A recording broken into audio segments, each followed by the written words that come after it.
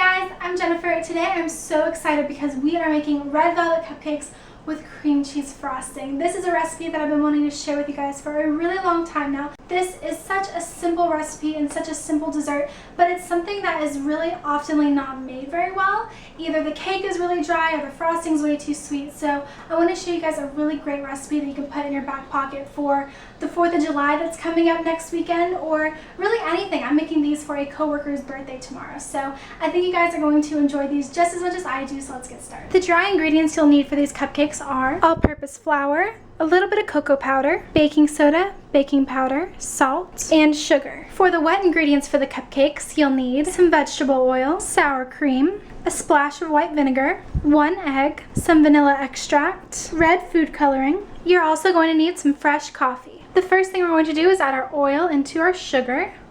Going to give this a good whisk. Now we're going to add in 1 room temperature egg. Give that a good whisk. Now I'm going to add in my sour cream, a splash of vanilla extract, about a teaspoon, and half a teaspoon of distilled white vinegar. Going to give this a good whisk. There are a couple notes I want to add. The first note is about our red food coloring. I caution you, please do not add too much red food coloring. For this recipe, I'm going to add about a teaspoon, but if you add any more, it starts to add sort of a medicinal flavor to our cupcakes, which is the last thing we want. So just keep that in mind. Another great alternative to red liquid food coloring is gel food coloring. This adds a great color to the cake batter or frostings or whatever you're making without adding too much of the gel. The other note I want to add is about the white vinegar. If you've never made red velvet cake before, it might seem really strange to you to add white vinegar to a cake batter. But don't be worried, this is something that's so traditional in red velvet cake. I've also used it in my red velvet brownies. If you go to that video, I talk about it as well. It's not going to add anything strange to your cupcakes. They're not going to make the cupcakes taste like vinegar. It's just going to add a little bit of something to the cake that you won't know what it is, but it's going to be the white vinegar. So don't be scared and don't leave it out. Now we're going to add in our food coloring. And be very careful because this will stain your kitchen. Going to give that a whisk. I'm also going to add in my coffee. Whisk that in. Now we're ready for our dry ingredients. So I've got my flour, my cocoa powder. I'm going to add in my baking soda, baking powder, and salt. I'm just whisking these together to combine them thoroughly. Now since my cocoa powder was a little clumpy, I'm going to use a sifter. And we're going to pour our dry ingredients over our wet ingredients. We're just going to shake the dry ingredients through the sift. See those little lumps of cocoa powder? We're just going to press the cocoa powder through. Now we're going to go in with our whisk and whisk this together until the wet and the dry are combined, but we don't want to overmix this. I'm going to finish up with a spatula. Perfect. I've got a muffin tin fit with 12 cupcake liners. We're just going to scoop the batter into each liner.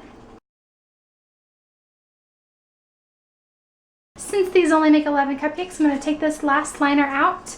My oven is preheated at 325 degrees Fahrenheit. I'm going to bake these until a toothpick inserted comes out clean. That's going to take around 18 to 20 minutes. While our cupcakes are baking, we're going to start on our cream cheese frosting. For the cream cheese frosting, you're going to need some unsalted butter, 12 ounces of cream cheese, powdered sugar, some heavy whipping cream, and vanilla extract. Alright, so first things first, I'm going to add my butter, my cream cheese into the bowl of my stand mixer. And you want to make sure that your cream cheese is room temperature, that way it beats really nicely. Now I'm just going to turn my mixer on medium speed and we're going to beat this until it's nice and fluffy, and that's going to take just a few minutes.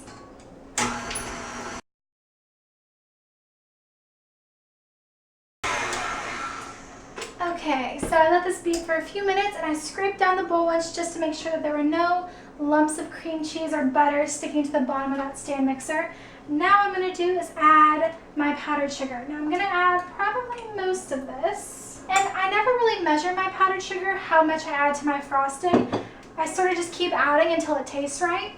So I'm going to start off with probably most of my powdered sugar, maybe a couple cups, and then I'm going to mix it and I'm going to taste it and I'm going to see how it tastes, and then we'll go from there. And start off on low so you don't get powdered sugar all over you.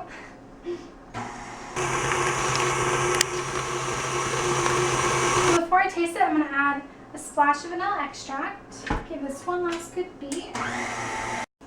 Alright, let's give it a taste. That's almost there. So I added just a little bit more powdered sugar, and I'm going to add a splash of heavy cream. And I like to add heavy cream to thin out my frostings instead of milk because it keeps that richness. But milk is a good substitute if that's all you have. I'm going to give this one last good mix. My icing was ready to go, so I put it into a disposable piping bag fitted with a tip, and I'll put which tip this is in the description down below. My cupcakes baked for about 18 minutes, and I just let them cool for about half an hour, and now we are ready to frost. You just want to make sure that your cupcakes are completely cool before you start frosting them. Otherwise, the frosting will start to drip off. So I'm going to start frosting with my regular tip, starting in the middle and keeping an even pressure. And this is optional, but you can top them with some reserved cake crumbs. I just crumbled a cupcake and then baked it in the oven for about 10 minutes. And I'm just using the reserved crumbs to top my cupcake. My cupcakes are all frosted and ready to go. I am saving these all for work tomorrow. It is so hard to resist biting into one right now, but I want to have enough for everyone to enjoy these tomorrow. All the ingredient quantities, recipe instructions, all that good stuff is on my website, ingenskitchen.wordpress.com. Thank you guys for spending time with me. Please try these and have a great day.